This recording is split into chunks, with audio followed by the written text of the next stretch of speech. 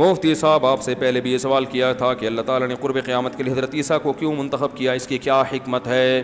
حضرت عیسیٰ علیہ دیکھو پیغمبروں کو جو معجزے ملتے ہیں وہ اسی زمانے کے حساب سے ملتے ہیں. ہمارے نبی کا معجزہ قرآن, بلاغت, کیونکہ نبی کے دور میں فصاحت و بلاغت بہت تھی, شاعری بہت تھی نا, تو عرب بلاغت سمجھ سکتے تھے کہ فصاحت و بلاغت کسے کہتے ہیں. لہذا اللہ نے قرآن نازل کر کے چیلنج کیا کہ ایسا کلام لے کر آؤ. تو چیلنج یہ تھا کہ انہوں نے تو کسی مدرسے میں ایک دن بھی نہیں پڑھا اور یہ تم سے بھی زیادہ بلیغ کلام پیش کر رہے ہیں. تو عرب کی سمجھ میں آ گیا یار, یہ وہ خود شاعر تھے نا, انہوں نے گواہی دی بھائی یہ انسان کا کلام نہیں ہو سکتا. کسی اور کے سامنے پیش کیا جاتا, اس بیچارے کو بلاغت کا کیا پتا کہ بلاغت کیا ہوتی ہے. تو جو پیغمبر جس زمانے میں معجزہ لے کر آتا ہے نا وہ اسی زمانے کے حساب سے. موسیٰ علیہ السلام کے دور میں جادوگروں کا دور تھا, تو اللہ نے حضرت موسیٰ کو ایسے معجزے دیے جو جادوگروں نے گواہی دی کہ یہ جادو نہیں ہے. جادوگروں کا دور تھا نا, سانپ بنانا, یہ کرنا, تو اللہ نے موسیٰ علیہ السلام کو کہا لاٹھی سے سانپ بناؤ. جادوگر حیران ہو گئے, یار ہم جو رسی سے سانپ بناتے ہیں وہ تو دیکھنے میں سانپ ہوتا ہے, حقیقت میں نہیں بنتا, یہ تو واقعی لاٹھی سے کیا بنا رہے ہیں, سانپ. ایمان لے آئے سارے کے سارے.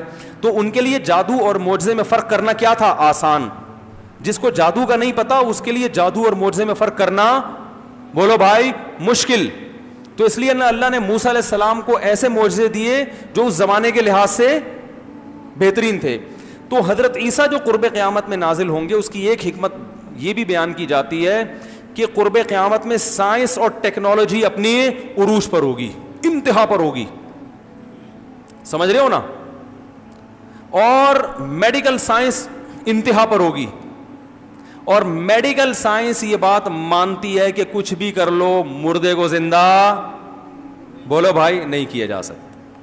لہذا حضرت عیسیٰ علیہ السلام جب مردے کو زندہ کریں گے نا, کیونکہ ان کو تو یہ معجزہ ہے, قم باذن اللہ, وہ 6 مہینے سے مردہ برف خانے میں پڑا ہوا ہے, اسے کہہ دیا قم باذن اللہ, وہ زندہ ہو کے کھڑا ہو گیا.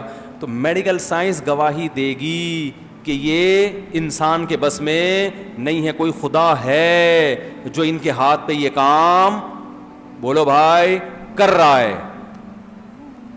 دیکھو اگر موسیٰ علیہ السلام آئیں اور لاٹھی کو سانپ بنائے نا, تو بہت سے لوگ کہہ دیں گے یار کوئی شعبدہ, کوئی معاذ اللہ کوئی جادو ہوگا, کہہ سکتے ہیں نا آج لوگ, کہ ہر آدمی تھوڑی جادو کی حقیقت سمجھتا ہے. لیکن میڈیکل سائنس تو اب سب سمجھ رہے ہیں, ساری دنیا کے ڈاکٹر وہ گواہی دیں گے. پھر وہ جو مٹی کا پرندہ بنایا اور اس میں پھونک ماری اور وہ اڑنا شروع ہو گیا, میڈیکلی یہ ممکن ہے؟ ڈاکٹر کہے گا بھائی یہ تو اگر پرندہ بنانا بھی ہے تو پرندے ہی کے جینز کوئی سیل لینا پڑے گا, اسے کسی دوسرے پرندے کے سیل کے ساتھ کراس کرنا پڑے گا, یہ لمبا چوڑا پروسیس ہے, لیبارٹری میں ہوگا, یہ بھی رومال بچھا کے نہیں ہو سکتا. حضرت عیسیٰ علیہ السلام کہیں گے اچھا ٹھیک ہے بھائی, لاؤ مٹی لے کر آؤ, کیچڑ لے کر آؤ, ٹھیک ہے نا, اس سے کبوتر کی شکل بنائی اور بولیں گے کن طیرم باذن اللہ, اللہ کے حکم سے کیا بن جا, پرندہ, وہ پورا صحیح سالم کبوتر بن کے اڑنا شروع ہو جائے گا. تو یہ ایسا معجزہ ہوگا جو اس زمانے میں اس کا معجزہ ہونا آسانی سے سمجھ میں آ جائے گا. یہ سائنس کو چیلنج ہوگا. سمجھتے ہو گے نہیں سمجھتے ہو؟ جو پیدائشی نابینا ہوتا ہے نا, میڈیکل سائنس کہتی ہے اس کی آنکھیں, بولو, نہیں آ سکتی, ممکن نہیں ہے. حضرت عیسیٰ علیہ السلام پیدائشی نابینا کے آنکھوں پہ ہاتھ پھیریں گے, اس کی بینائی ہے بھائی, بولتے کیوں نہیں؟ تو یہ جو, کیونکہ جو سائنس تو ہر مذہب میں اکثر سائنٹسٹ ہی مخالفت کرتے ہیں, کہتے ہیں مردے قیامت میں زندہ کیسے ہوں گے, اللہ بتا دیں گے ایسے ہوں گے, ٹھیک ہے نا. سائنس تو یہ کہتے ہیں نا مردے کیسے زندہ ہوں گے, بھائی اللہ بتا دیں گے ایسے ہوں گے. عیسیٰ علیہ السلام کو کہیں گے ذرا 2-4 مردے زندہ کر کے دکھاؤ, پھر وہ مردہ زندہ ہو کے بتائے گا بھی میرے اوپر گزری کیا ہے, ٹھیک ہے نا. تو لوگ انسان کے بچے بنیں گے اس وقت. تو ایک یہ بھی حکمت معلوم ہوتی ہے. اور ایک بڑی حکمت یہ ہے کہ آخری جنگ جو مسلمانوں کی سب سے بڑی جنگ ہوگی وہ یہودیوں کے ساتھ ہوگی. کس کے ساتھ ہوگی؟ یہودی کے. تو اور حضرت عیسیٰ کے سب سے بڑے دشمن کون ہیں؟ یہودی, جن کا یہ دعویٰ ہے کہ ہم نے حضرت عیسیٰ کو قتل کیا تھا. تو اللہ یہودیوں میں جو اسلام قبول نہیں کریں گے انہیں حضرت عیسیٰ کے ذریعے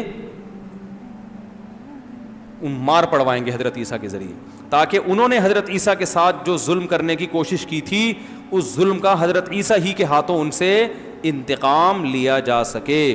سمجھتے ہو؟ اور تیسرا مسئلہ, تیسرا اس لیے کہ ہمارے ہاں جو لبرل لوگ ہیں جو کہتے ہیں حضرت عیسیٰ آسمانوں پہ زندہ نہیں ہے, جو جغامدی صاحب جیسے لوگ, اللہ ان کے بارے میں بھی بتا دے گا. حضرت عیسیٰ جب نازل ہوں گے نا تو وہ بھی بتا دیں گے کہ دین مولویوں سے سیکھا کرو, پروفیسروں سے بولو بھائی نہیں سی. جب وہ آئیں گے نا قرب قیامت میں تو خود بتا دیں گے دیکھو میں آسمانوں پہ زندہ تھا اور غامدی صاحب کے جتنے کلپ تھے وہ سارے کیا ہو گئے, جھوٹے ہو گئے. تو اب میں جب دنیا سے جاؤں گا تو آئندہ خیال کرنا بیانات علماء کے سننے ہیں, لبرل ٹائپ کے پروفیسروں کے بولو نہیں سن. یہ بھی ایک وجہ حضرت عیسیٰ علیہ السلام کو واپس لانے کی. اس کا تعلق اگر تقدیر سے ہے, محنت سے نہیں ہے. تو ہم نے دیکھا کہ اکثر لوگ زیادہ محنت, پھر بعد میں بتائیں گے, اسی بہت لمبے لمبے سوالات کے جواب کا بھی ٹائم نہیں. ایک مثال دی جاتی ہے کہ ایک مچھلی سارے تالاب کو گندا کرتی ہے, اس طرح اگر چند مولوی خراب ہوں گے تو سارے اس کی وجہ سے بدنام ہوں گے. بالکل صحیح ہے. لوگ کیا کرتے ہیں, ایک دو مولوانا کو غلط دیکھا تو سارے مولویوں کو برا بھلا کہنا شروع کر دیا. ایسا تھوڑی ہے بھائی, ہر فیلڈ میں اچھے بھی ہوتے ہیں برے بھی ہوتے ہیں. اور میں آپ کو پوری ایمانداری سے کہوں مولویوں کی فیلڈ میں اچھے زیادہ ہیں برے کم ہیں. آپ کو اصل میں کیونکہ آپ مولویوں سے کے ساتھ, ہمارے تو زیادہ تر مولوی تو مدرسوں میں بند ہوتے ہیں بیچارے, عوام سے ان کا لنک ہی نہیں ہوتا. تو جن کا لنک ہوتا ہے وہ ان کو دیکھ رہے ہوتے ہیں آپ, صحیح ہے نا.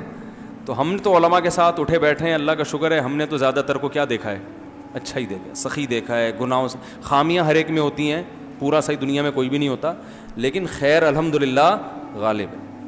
کبھی بیٹھو, آؤ مدرسوں میں جا کے اندر بیٹھو, پتہ چلے گا 20-20 سال سے کتابیں پڑھا رہے ہیں تھوڑی تھوڑی تنخواہوں میں, اتنی تھوڑی تھوڑی تنخواہوں میں, اتنے اتنے گھنٹے. یہ قاریوں کو دیکھ لو, تھوڑی تھوڑی تنخواہوں میں 12-12 گھنٹے بچوں کو بیٹھ کے پڑھا رہے ہوتے ہیں. یہ بڑی محنتیں ہیں.